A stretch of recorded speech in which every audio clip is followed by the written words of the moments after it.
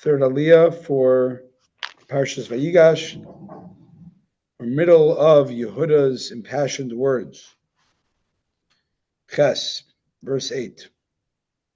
I'm sorry, not Yehuda. I'm sorry. We're in the middle of Yosef's revelation that he's Yosef.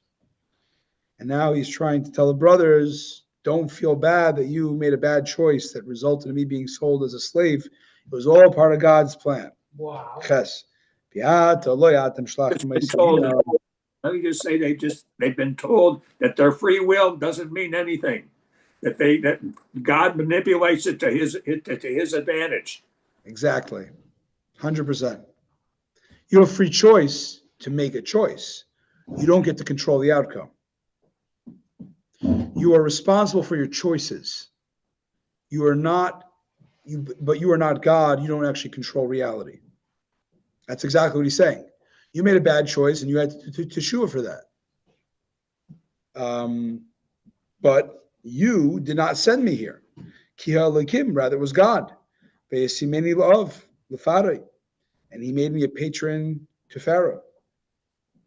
L'adonu. L'chalbesi, a master of his whole household, Moshe b'chaz Mitzrayim, and a ruler of the whole land of Egypt. Ches, la'ov, means literally to a father, means to l'chaver l'patron, to a colleague and counselor. Consigliere. Just showing off my language. Consigliere. What does that mean? It's like the mafia, like the counselor to the. Huh? Isn't that? No, but isn't it using mafia terms? Like Consigliere is counselor. But isn't it used? Am I misusing it? That it's used in mafia terms, like the Godfather's, like. Lawyer. Oh, is his lawyer? He's actually their lawyer. Oh, lawyer. Interesting. Yeah, but I don't think it has to be a lawyer. It can be just a mafia advisor. Mafia advisor. Because it's a Sicilian thing. Right. I'm sure. All right. You can double check it up. You can check it out on ChatGPT.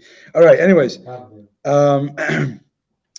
Tess, Maru go up quickly to my father. You should say to him, this is what your son Yosef said. God has made me the master of the whole of Egypt. Come down to me, do not delay.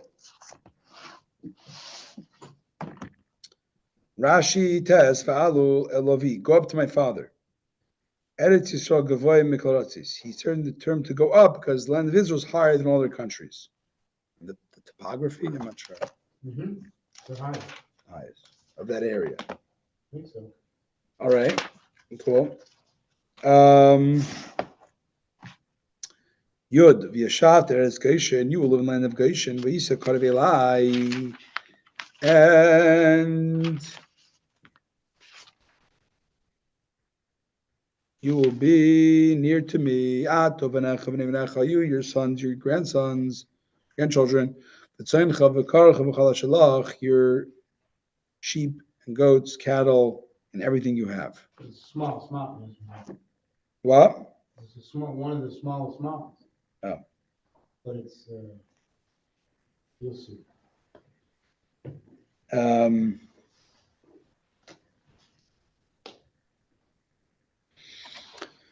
Well, Rabbi, generally a consigliatore is an advisor or counselor to a mafia boss. Oh. However, the word can be used more generally to refer to a powerful behind-the-scenes advisor in politics or business. Uh-huh. Okay. Consigliatore is the singular. Consigliere is the plural. Consigliatore is definitely the singular. Oh, he says, you know that. Huh? Consigliatore is the singular. There you I go. know Hagen was a consigliere, not the consigliatore. It's an argument. Mike is bringing sources from The Godfather. That Mike is right. More commonly spelled consigliatore with an E-R-E. Yeah. And the plural is consigliatore. Oh, so. Plural, right. Well, No, the plural. Sorry. The plural is consigliatore. singular. So consigliere is the singular. Okay. Consigliere, yeah. Okay. I'm happy we established that. Oh, absolutely. Okay, so Yud Aleph. We're very multicultural here. V'chilkalti es chasham. I shall provide you there. I shall provide for you there when you come down to Goshen. Ki oid chamisham rav, for there's another 5 years of famine. Pen tifarei sha'ata v'etzav v'chal shalach, lest you become impoverished, you, your household, or anything that belongs to you, so that it should not become impoverished. Yud Aleph Rashi translates pen tifaresh, which is an unusual word, dilma tismaskin, so that you do not become impoverished. The shemer shemasher, it's the same root as Morish, God impoverishes and makes wealthy. Yud Beis, we said Rashi. Yud Beis pasuk. Indeed, you're actually witnessing, and my brother Binyamin is witnessing my honor. That is, I am speaking to you. Rashi. Your eyes are witnessing in my honor. And I'm your brother because I'm circumcised like you. And also that as I am speaking directly to you, Is that obvious that he is he looking? He wants them to see the physical resemblance between his face and Binyamin's face. Is that the intent of that sentence? Um, No, not the way that it reads in English. It's saying here that he needed two signs: one that he speaks Hebrew, and then he's circumcised. Circumcision alone would not be enough, because other people, and we say he circumcised the whole of Egypt, and also we know the sons of Keturah, the sons of Avram's concubine, also are circumcised, and maybe Ishmael as well. So it's not a proof in of itself, but that plus being Hebrew proves that he's Yosef. Your eyes see, and my Binyamin sees. Why did he mention that? You use guys as Binyamin as well. Hishras kum yachad. He equated them all together. He just like I don't have any bad feelings toward Binyamin. He was not by my sale. Kach ein libi sana elechem. So do I feel no hatred towards you. Wow. Okay. Yud Gimel. Vigad lamavi. You shall relate to my father as Kol Kfaydi Misrayim, all the honor that is given me in Egypt, is Kol Sharisim, everything you've seen, Miharatim, Miharatim, Zavianina, you shall quickly bring my father down here. So he's speaking to them in Hebrew. That's the real thing. That's the critic. Okay, it went right by me. In other words, Yosef keeps saying, look at all my power, look at I'm circumcised, look at I'm speaking Hebrew. This proves to my father that this is all just part of God's plan, and it's really me. Wow. Yud Gimel. V'ikad and Lavi, you shall relate to my father. I said it already. Yud Dalet. V'yipol tzavre Binyamin Achiv, he fell then on Binyamin's neck and he cried. Binyamin bachal tzavrav, and Binyamin also cried on his neck. Rashi. Why are they crying?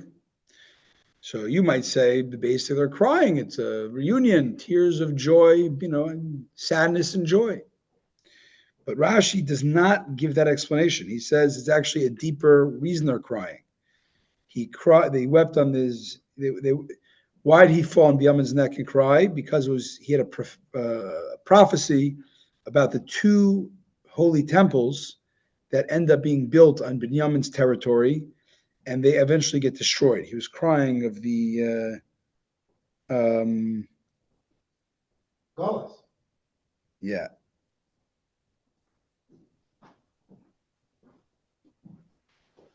I'm saying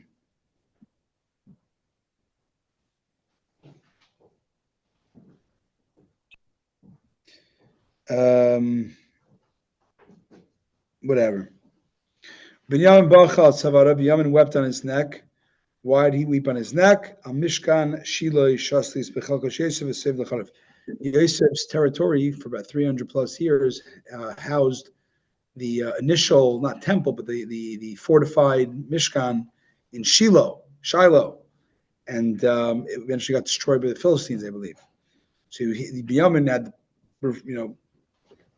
reverse prophecy about Yosef's, destruction. The Mishkan got destroyed. I think so. I thought it never. It says it got destroyed. Well, it got destroyed at least. They hid parts of it, but I know. He then kissed all his brothers and cried on them. So then after that, his brothers, they spoke with him. They mustered the courage.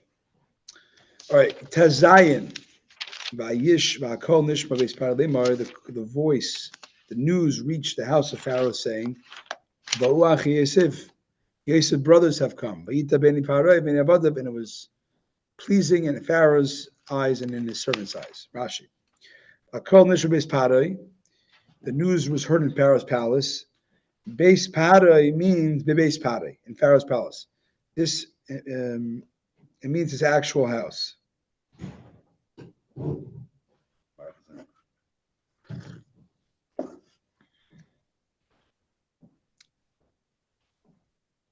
Pharaoh's house. This is an expression of a house. Before it said household. Here means house.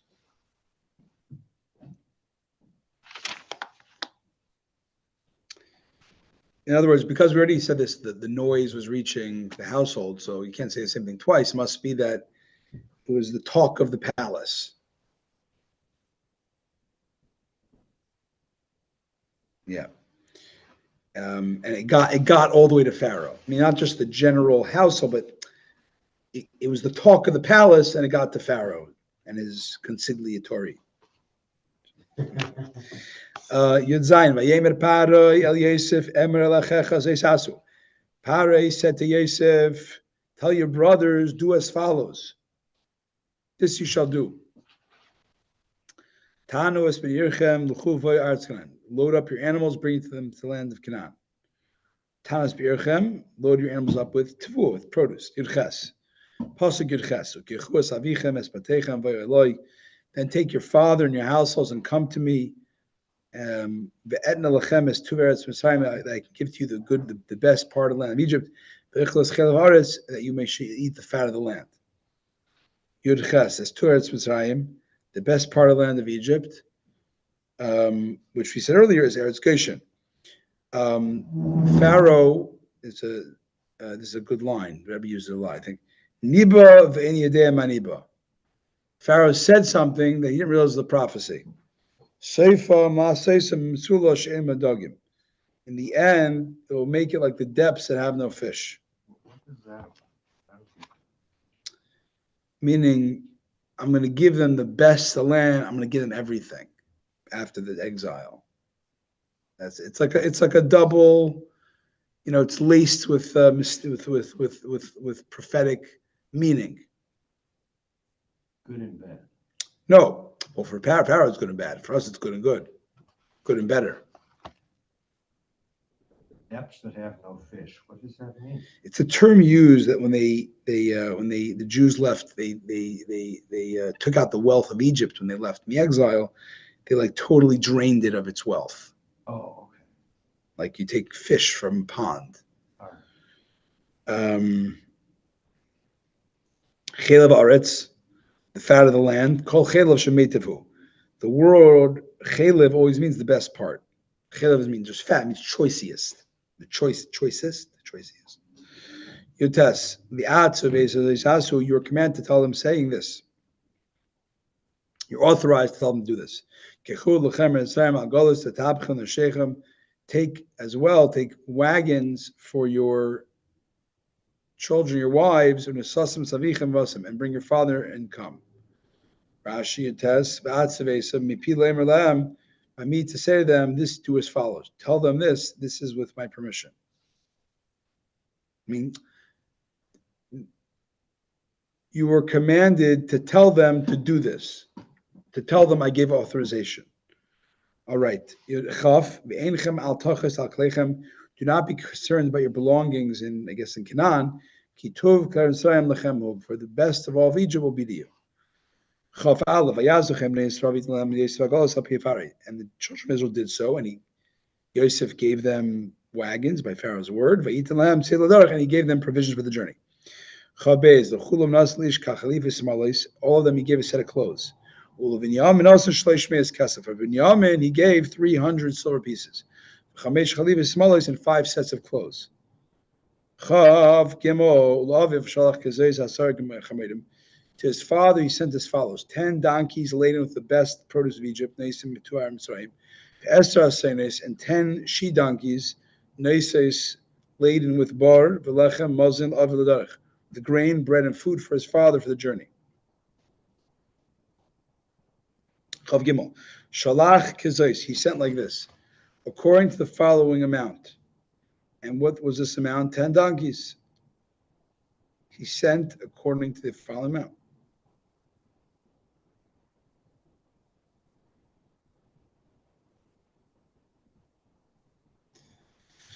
As follows. Mitu Mitzrayim for the best of Egypt. We find the Gemara. What's the best of Egypt? In addition to everything else, what's the best produce of Egypt? So he says in the Gemara says, Megillah 16b, that Yosef sent him vintage wine, which old people enjoy. The best wine.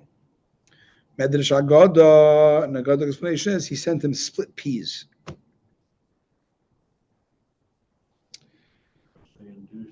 Yes, they relaxed. They're like chamomile. You try that? That's true. I don't know. It was medicinal. He was saying it was medicinal. It was like, Okay. I believe it's like lentil soup. some say it's not split peas. Some argue it's not. It's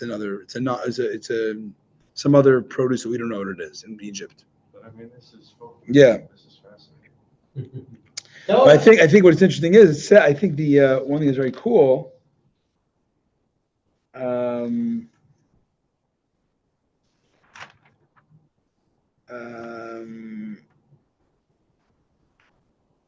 Yeah. Okay.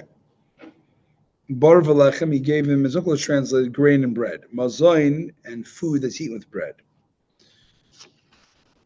To me, if I would understand now, if you read it, from my not looking into the Rebbe's stuff on this, with a little bit of the Rebbe, but not conclusive, not comprehensive, is Yosef said, "Is my father still alive?" Like the whole time they told you he's alive. Why are you asking it? So he's saying, how can it be my father's alive? For the 22 years of never ceasing mourning that he was going through, he was at risk for death at any moment. And that explains why he's saying, quickly go, like get out of here. Go. It's a miracle he's alive thus far. We have an obligation to get him the news to help him start healing, because he's a heart attack waiting to happen any moment, or whatever, So that's what, and then go and take wagons and bring food. Now I'm just saying, it's my own thing. Bring him these foods to calm him. Understand? It wasn't just like, here's a nice fruit basket. It was the foods that to help him heal. Yeah, I think the wine and this split pea. Whatever. Anyway, Chav Dalet. He said, "Let his brothers go." And he said to them, "I'll take you derech. Don't get angry on the way." Rashi, "I'll take you derech." So it doesn't mean don't get angry on the way. Rashi translates a little differently. Don't get overly involved in a halachic discussion. Because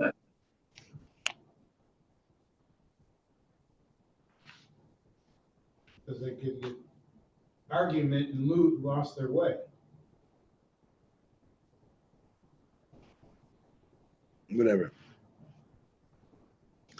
Anyways, another explanation is that the way does not become unsteady for you. Meaning, don't get too deeply in. You can obviously talk Torah, but don't start having a deep Gemara shir when you have to make a quick haste back home.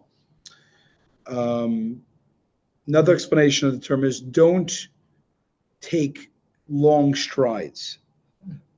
Don't be rushed. Because if you go take long strides means you're not stopping at night, and therefore,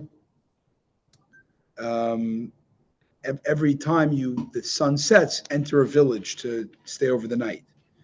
The simple meaning, Rashi says, interesting,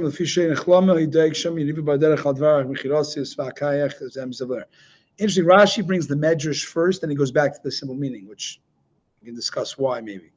But the simple meaning Rashi says he says, don't start fighting who's at fault. Don't blame each other. They're all complicit on some level. Each one a different role. So don't blame. Just get there quickly. Chavav. They went up from Egypt. They came to the land of Canaan. To Yaakov, their father. Chavav. They informed him, saying, Oid Yosef Chai, Yosef still alive, and that he was the ruler of the entire land of Egypt. But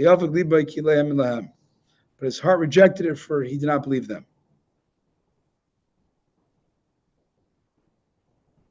Rashi. That he was the ruler. He said, Yosef alive, and he's the ruler.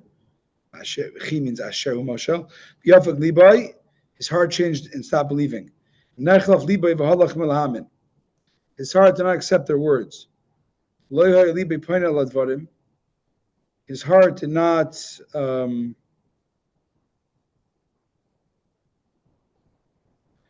accept it. So yafag, unusual root word, it means mefigin time, it means dulled. His heart was like just numbed and stopped believing them.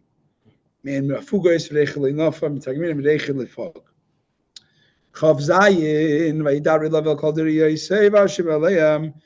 told him all the things that Yosef told them. And he saw the wagons. And he saw the wagons Yosef sent to bring him, to carry him. Yaakov's, the spirit of Yaakov, their father, was revived. Rashi. They said all the things Yosef told them. He actually, what all the things he told them? They already said that he's alive and he's the ruler. What are the other things? That God sent me, to bring you down, right? But actually, let's hear a different thing. He gave another simon. Yosef gave a simon that only Yaakov knew. He gave a sign that it was true. That the last thing that Yosef had left Yaakov in their Torah learning was the law of Egla Arufa. To play on words. That's what it says. He saw the wagons. Wagons means, it's a play on words.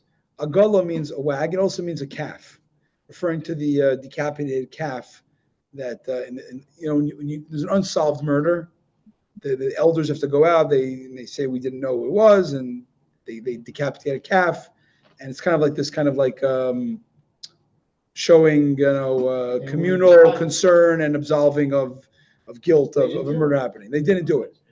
So it's a play. Agala means a wagon, also means Egla means a calf. So it was kind of this visual of the last thing we learned was Egla, and the wagons was to intimate, look, which is very interesting. That's what it says that Yosef sent them, not Pharaoh. Pharaoh was the one who had the idea of the wagons, but Yosef was the one who played on it to show a sign that it was him. And then it says that Yaakov's spirit was revived. The divine presence that departed from him rested upon him again. Wow. Baruch Hashem. But he said he didn't have full prophecy or Ruach HaKodesh while he was mourning. Now he stopped mourning.